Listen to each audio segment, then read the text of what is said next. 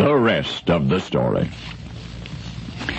The kings of Spain for more than 200 years after Columbus kept themselves popular and kept their country prosperous with a gold umbilical cord between Spain and the Indies.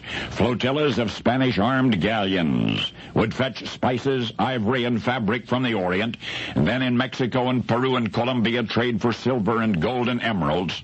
These freight trains of the sea began the last leg of their homebound journey in Cuba.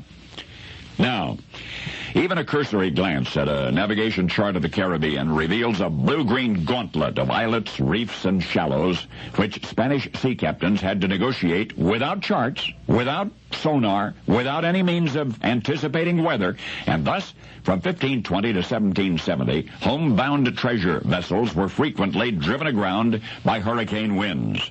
Spanish Admiralty records reveal that 1 in 4 of these frail vessels with their precious cargoes never made it. Paul Harvey, are you saying that the bottom of the Caribbean is paved with gold? Yes, literally. Probably discounting what's already been recovered by salvors, there remains enough treasure beyond Florida's Keys to pay off our national debt several times over. From just one wrecked ship, the Atosha, Mel Fisher has recovered gold, silver, and artifacts valued at $400 million. And he estimates twice that much is still down there on this one wreck site. State and federal laws presently are attempting to prevent further harvest.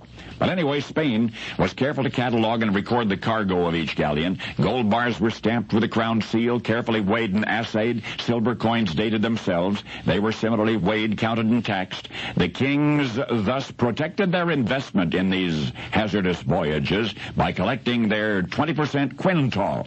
Often, however, the passenger list included noblemen, merchants who returned to Spain with personal wealth, untaxed in the form of gold chains, some of them 12 feet long, wrapped around their bodies, underneath their garments, out of sight to Spain's tax collectors when the boats docked back home.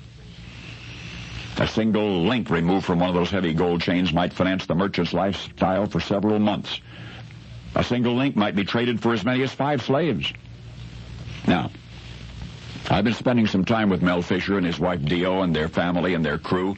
Artifacts being carefully preserved and cataloged for the Fisher museums give us some priceless hindsight, and I've gleaned from this ocean bottom harvest an object lesson which I trust is too obvious to require elaboration. From the stones and the bones and the booty on the bottom of the ocean, each shipwreck had one significant result. When a treasure ship was blown onto the reefs or rocks, part of the wooden vessel would usually remain intact and afloat long enough for at least some crew to save themselves or to be rescued. But the greedy, wealthy, wrapped in all that beautiful, undeclared, untaxed, smuggled gold, took it with them to Davy Jones' locker. In fact, the elegant passengers draped in all that dead weight, they sank first. Now you know the rest of the story.